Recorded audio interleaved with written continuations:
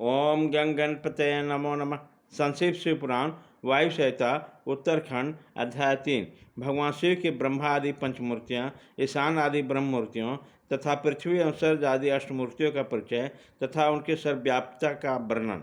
उपमन्यु कहते हैं, श्री कृष्ण महेश्वर परमात्मा शिव की मूर्तियों से संपूर्ण चराचर जगत किस प्रकार व्याप्त है यह सुनो। ब्रह्मा, विष्णु, रुद्र, महेशान तथा सदाशिव ये उन परमेश्वर की 5 मूर्तियाँ जानना चाहिए जिससे संपूर्ण विश्व विस्तार को प्राप्त हुआ।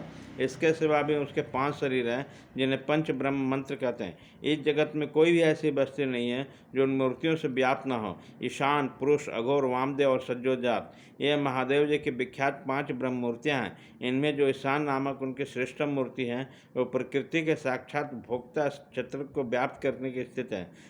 मूर्तिमान प्रभु शिव जी के जो तत्पुरुष नामक मूर्ति है वो गुणों का आश्रय रूप भोग अव्यक्त प्रकृति में अधिष्ठित है। पिनाक पानी महेश्वर की जो अत्यंत पूजन अघोर नामक मूर्ति है वो धर्म आदि 8 अंगों से युक्त बुद्धि तत्व को अपना अधिष्ठान बनाती है। विधाता वामदेव महादेव जी को वामदेव नामक मूर्ति को आगम विवेता विद्वान अहंकार के अधिष्ठात्री बताते हैं। बुद्धिमान पुरुष अमित तेजस्वी शिव को सज्जोदात नामक मूर्ति को मन को अधिष्ठात्री कहते हैं।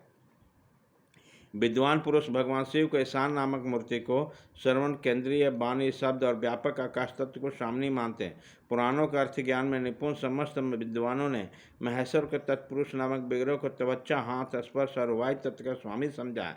मनीषी मुनि शिव को अघोर नामक मूर्ति को नेत्र, पैर, रूप और अग्नि तत्व के अधिष्ठात्री बताते हैं।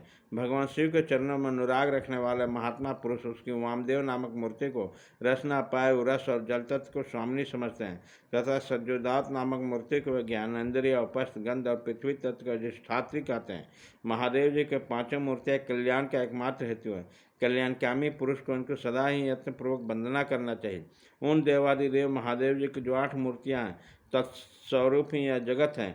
इन 8 मूर्तियों में विश्व उसी प्रकार ओतप्रोत भाव में स्थित है जैसे सूत के मन के प्रोय रहते हैं। सर्वभाव, रुद्र, उग्र, भीम, पशुपति, ईशान और महादेव ये शिव की विख्यात 8 मूर्तियाँ हैं। महेश्वर के इन सर्वादि 8 मूर्तियों में क्रमशः भूमि, जल, अग्नि, वायु, क्षत्रज्ञ, सूर्य और चंद्रमा स्थित है। उनकी पृथ्वी मूर्तियाँ संपूर्ण चराचर जगत को धारण करते हैं।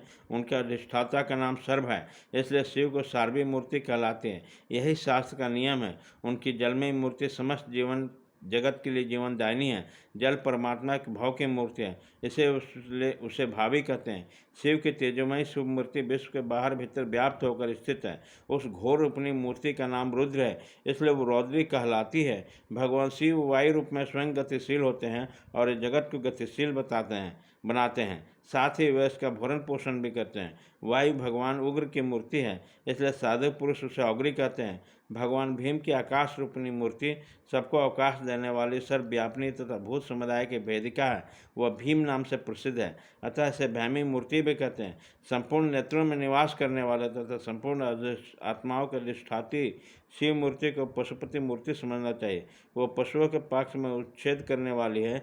महेश्वर की जो ईशान नामक मूर्ति है वही दिवाकर सूर्य नाम धारण करके संपूर्ण जगत को प्रकाशित करते हुए आकाश में विचरती हैं, जिनकी किरणों में अमृत भरा है और जो संपूर्ण विश्व को समृद्ध से आप्लुत करते हैं। ये चंद्रदेव भगवान शिव के महादेव नामक विग्रह है, अतः उन्हें महादेव मूर्ति कहते हैं। ये जो 8वां मूर्ति है वो परमात्मा शिव का साक्षात स्वरूप है। अन्य सब मूर्तियों में व्यापक है, इसलिए संपूर्ण विश्व शिव रूप है। जैसे वृक्ष को जड़ सींचने से उसके शाखाएं पुष्ट होती है, उसी प्रकार भगवान शिव के पूजा से उनके स्वरूप भूत जगत का पोषण होता है। इसलिए सबको अभय दान देना, सब पर अनुग्रह करना और सबका उपकार करना यह शिव का आराधन माना गया है। जैसे जगत में पुत्र, पौत्र आदि के प्रसन्न होने से पिता, पितामह आदि की प्रशंसा होती है, उसी प्रकार संपूर्ण जगत की प्रशंसा से भगवान शंकर प्रसन्न होते हैं। यदि किसी भी देहधारी को दंड दिया जाए तो उसके द्वारा अष्टमूत्रधारी शिव का ही नष्ट किया जाता है। इसमें संचय नहीं।